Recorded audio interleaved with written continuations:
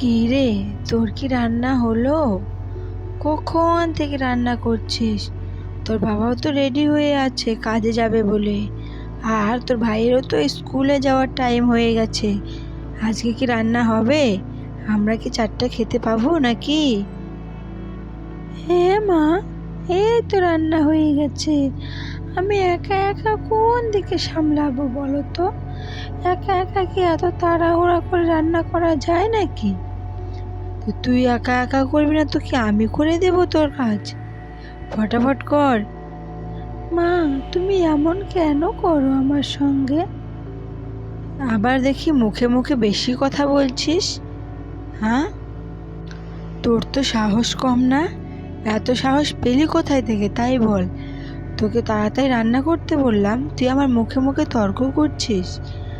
আর এমনিতে তো হয়েছিস কালো মেয়ে, রান্না করবি না তো কি করবি? একটাও তো ছেলে পাচ্ছি না। রান্না কর তাড়াতাড়ি। বড় বড় কথা বলছে। আবার বললে আমি কালো? তো আমার গায়ের রঙের জন্য কি আমার কি কোনো দোষ? আমি কি বলেছি ভগবানকে আমাকে কালো বানিয়ে দাও? সব সময় দেখি তুমি এই কথাগুলো বলো।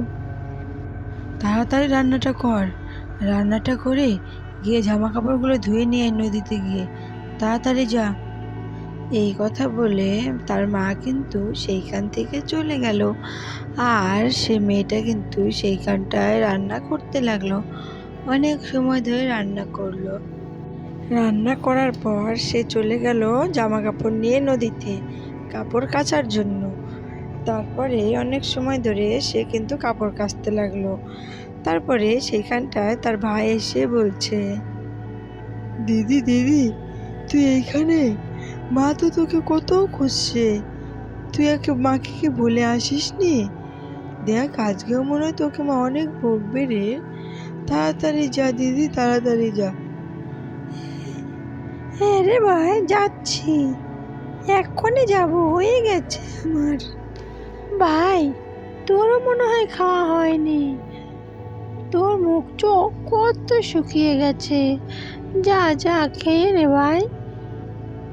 আমার কথা চিন্তা করতে হবে না দিদি, তোমার তো মুখ কি শুকিয়ে গেছে। তুমি কি খাওয়া দাওয়া করেছো? তুমিও তো করোনি। আর তোমার কোনো দুঃখ নেই দিদি, আমি যখন কাজ করব তখন আর তোমাকে করতে হবে না। তোমাকে আমি রাজরানীর মতো করে রাখবো দিদি। খুব পাকা পাকা কথা শিখেছিস না? আয় আয়, তাড়াতাড়ি চান করে আয়। হ্যাঁ দিদি, এই যে একটু চান করব, স্নান করে আমি বাড়িতে যাচ্ছি।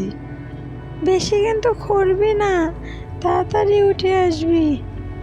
ঠিক আছে দিদি, তুমি যাও, মা না হলে তোমাকে খুব বকাবকি করবে। বাবা রে বাবা, তুই এত পাকা পাকা কথা শিখলি কোথায় রে? বেশি কথা না বলে তাড়াতাড়ি আয়, ভাত খেতে দিই, বাবা মনে হয় চলে এসছে। তারপরে সে কিন্তু হাঁটতে হাঁটতে বাড়িতে গেল। বাড়িতে গিয়ে দেখলো তার বাবা আসছে। তার বাবা হাত মুখ ধুয়ে খেতে বসেছে। তখন সে কিন্তু ভাত বেড়ে তার বাবাকে খেতে দিল। আর তার বাবা খেতে খেতে বলছে, আর কি করব, এখন কেউ দোকানে আসে না মাল নিতে, খুব অসুবিধাই হয়ে গেছে, আর কি যে করি। তখন মেয়েটার মা বলছে, হ্যাঁ হ্যাঁ, তুমি ওকেই রাখো দোকানে। আর তো ও তো বাড়িতে কিছু কাজ করে না, ফালতু বসিয়ে রেখে কি লাভ হবে? তাও তো করে দিলে কাজে দিবে, কারণ অনেকেই তো এখন দোকানে আসে না মাল নিতে, বাড়িতে অনেকে পৌঁছে দেয়। তাহলে ওকে রাখো তুমি দোকানে, আর ও মা তাহলে দিয়ে বেড়াবে বাড়িতে বাড়িতে।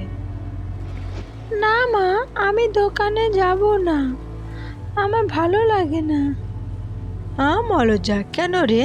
বাড়িতে থেকেই বা কি করবি? যে না তোর রূপের রং, বাড়িতে থেকে কি হবে? যা দোকানে গিয়ে কাজ করবি, যা।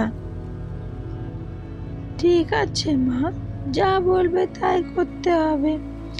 এই কথা বলার পর তারপর থেকে কিন্তু সে তো বাড়িতেও কাজ করতো, আর তা সত্ত্বেও তার বাবা তাকে দোকানে নিয়ে একদম কাজের মেয়ের মতো তাকে খাটাতো। আর সে কোনো দ্বিধাবোধ না করে সে তাদের সব কাজ করতে রাজি হতো, আর সে তাদের সব কাজ করেও দিত।